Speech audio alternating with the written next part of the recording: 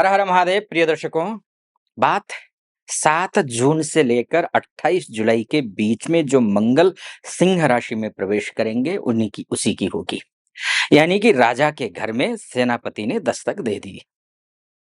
दोनों ही मिलकर के आपके भविष्य का निर्णायक परिणाम लेकर के आने वाले हैं, उसकी प्लानिंग करने वाले हैं।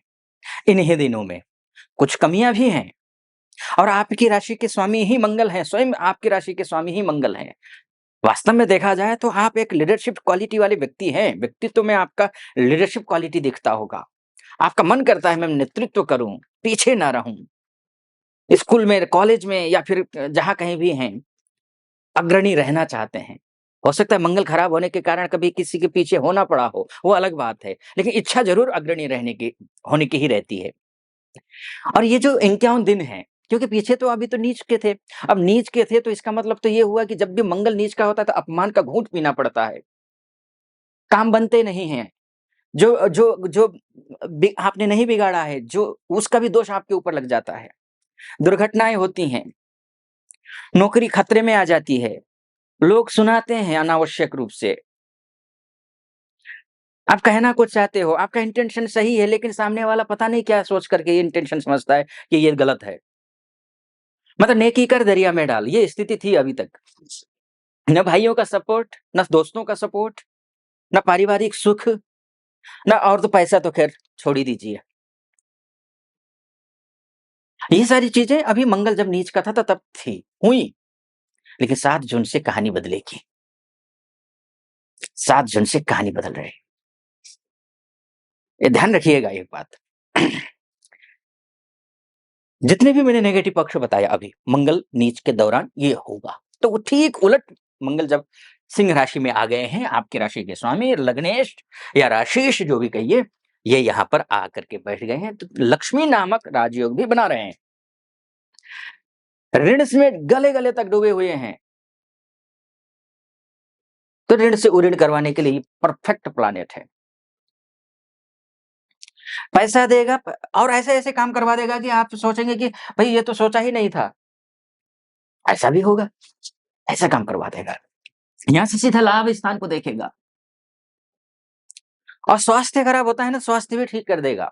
ध्यान रखिएगा, हमारा शास्त्र कहता है कि 5 चीज़ें ऐसी होती हैं जो कि गर्भस्थस्यैव देहिनः कहा गया है।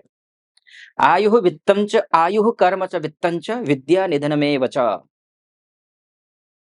आयु कितना, कब तक जीना है, वो निर्धारित पहले ही होता है। जन्म के गर्भ में जब रहता है व्यक्ति, तभी हो जाता है। आयु, कर्म, कैसा कर्म करेगा, कैसा दुराचारी बनेगा, पापाचारी बनेगा, अच्छा बनेगा, संत बनेगा, साधु बनेगा, कौन कौन कैसा होगा, ये गर्भ में ही पता चल जाता है।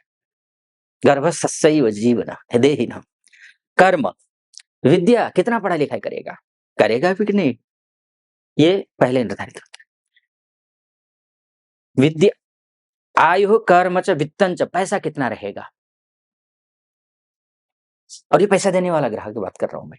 पैसा कितना रहेगा, ये गर्भ में जब रहता है व्यक्ति तभी पता चलता है। और निधन में वच, अर्थात निधन कब होगा, किस हाल में होगा, कैसे होगा, स्वाभाविक है, अस्वाभाविक है, ये पहले ही निर्धारित हो जाता है। अब उसमें जो ग्रह आते हैं, गोचर में ग्रह जब चलते हैं, उसको आगे पीछे करते हैं, ऊपर नीचे करवाते हैं थोड़ा-सा। यही होगा। तो ये जो समय है 51 दिन, वित्त के लिए बहुत अच्छा है, रिलेशनशिप के लिए बहुत अच्छा है।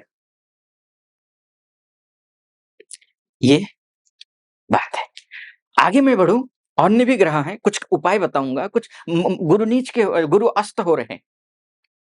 12 जून से लेकर 9 जुलाई तक गुरु अस्त रहेंगे और अस्त ग्रह निष्क्रिय निष्प्रभावी हो जाता है, कोई फल देता ही नहीं है। और गुरु क्या है आपके लिए? आपके भाग्येश हैं। यानी कि आपका भाग्य जो है वो साथ देगा या नहीं देगा, क्योंकि चीज़ें दिख रही हैं कि मंगल तो देने वाला है, एक ही ग्रह तो सब कुछ करेगा नहीं। भाग्य का भी अपना रोल होता है, भाग्य अपना वो काम करेगा।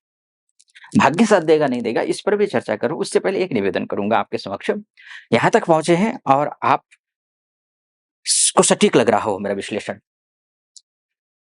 तो चैनल को सब्सक्राइब कर दीजिएगा महादेव का नाम लेकर वीडियो को लाइक और कमेंट बॉक्स में जाकर के महादेव का भक्त हूँ, गर्व से कहता हूँ महादेव का भक्त हूँ, कृपा आप पर भी बनी रहे ऐसी मेरी कामना। हर हर महादेव 5 बार, 11 बार, 21 बार जो भी श्रद्धा बने आप लिख दीजिएगा। चलिए आइए फिर से विषय पर लौट कर आता हूँ। तो ये अगर मैं आपके भाग्य की बात करूँ, आप विदेश में हैं या आपका भाग्येश स्वदेश में हो या विदेश में हो कहीं?